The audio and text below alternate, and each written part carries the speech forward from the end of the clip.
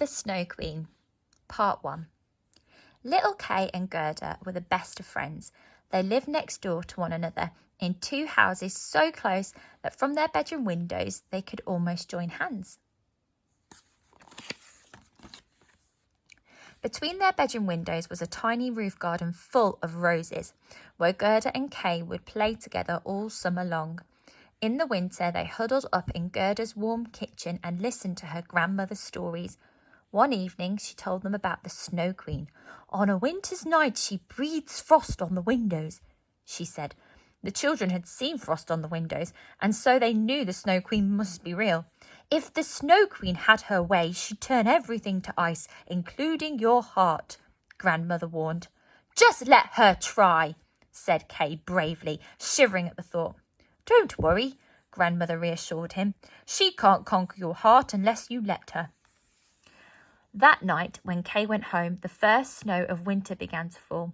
He sat on his bed and gazed out at the silent, swirling snowflakes. All at once, a lady appeared. She looked icy and beautiful, and she peered through the window at Kay with glittering eyes. The Snow Queen! Kay gasped. In a rush of excitement, he opened the window.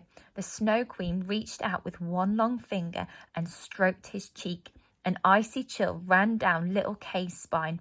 Then, in a dazzling whirl of snowflakes, she vanished into thin air.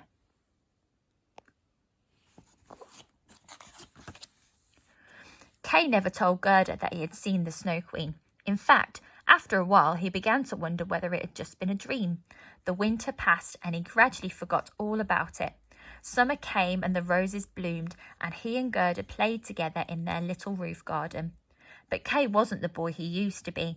He didn't feel right in the summer sunshine and longed for winter again. The cold feeling in him grew and grew.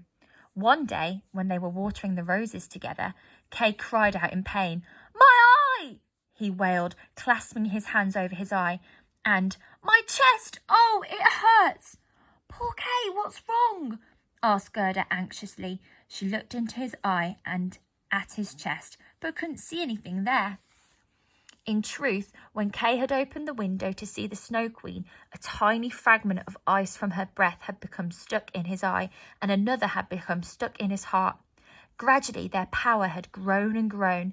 Now, the splinter in his eye spoiled everything he saw, and the splinter in his heart turned it icy cold. This is a stupid game, he said crossly, kicking over the watering can. Let's go and ask my grandmother to tell us a story, Gerda suggested. That's boring, said Kay. I don't want to play with you anymore. I'm going to play in the square with the other boys.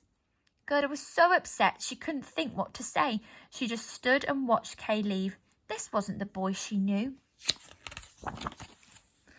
The summer days cooled and the winter came. Nothing pleased Kay the way it used to. He was restless and rude and deeply unhappy. One day, he was playing with the other boys in the town square when a large white sleigh appeared. Inside was the Snow Queen. She smiled at the little boy and her eyes glittered like ice. Kay was utterly enchanted. He ran alongside the sleigh until it slowed down and the Snow Queen leaned out and beckoned to him. Come with me, she said. Kay climbed eagerly into the sleigh. The Snow Queen wrapped him in her long, soft cloak, and it was like sinking into a snowdrift. Then she kissed his forehead, and his skin turned icy cold. She kissed him again, and he went numb all over and forgot about everything but her.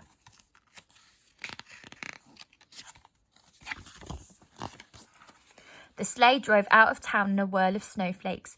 The boys in the square carried on with their games. It was as if they had hardly noticed the strange sleigh at all. When Kay didn't come home, little Gerda asked the boys if they'd seen him.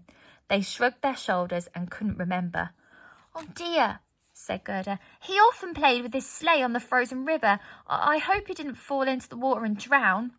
In the few weeks that followed, Gerda and her grandmother wept for poor lost Kay. Part 2. Spring arrived with still no sign of Kay. Gerda looked out of her bedroom window at his empty one and missed him terribly. Everybody believed Kay must have fallen through the ice on the river and drowned, But somehow, in her heart of hearts, Gerda didn't really believe that he was dead. So when the twittering swallows returned, she put on her new red shoes and walked down to the river. "If I give you the thing I love best," she said to the river, "will you give me back my Kay?" She threw the shoes in, but the river washed them back to her. "Are you telling me you don't have Kay?" Gerda asked. Or didn't I throw my shoes far enough?" She climbed into a little boat on the shore, rowed out and dropped her shoes in the water again.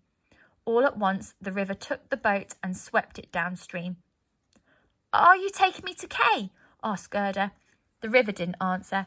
It carried Gerda far downstream, through grassy meadows, along wooded banks, and further than she had ever been before. They came to a bend in the river with a pretty garden full of flowers in front of a small thatched cottage. The boat drew into shore. Just then an old lady came out of the cottage. She was wearing a flowery sun hat and smiled sweetly at Gerda. "Come inside," she said. Inside the cottage there was a bowl of ripe cherries on the table. "Help yourself," the old lady said, "and tell me, what brings you here?" Gerda ate the sweet cherries and told the old lady everything, from the roses on the rooftop to her search for little Kay. As Gerda talked, the old lady brushed her hair. The more cherries Gerda ate, and the more the old lady brushed her hair, the more distant Kay seemed to become, and in the end Gerda forgot all about him. In fact, she forgot why she was there at all. The old lady had cast a spell on Gerda to make her forget everything. She didn't mean Gerda any harm. She was lonely and just wanted the pretty girl to stay and keep her company. "Come outside and see my garden," she said.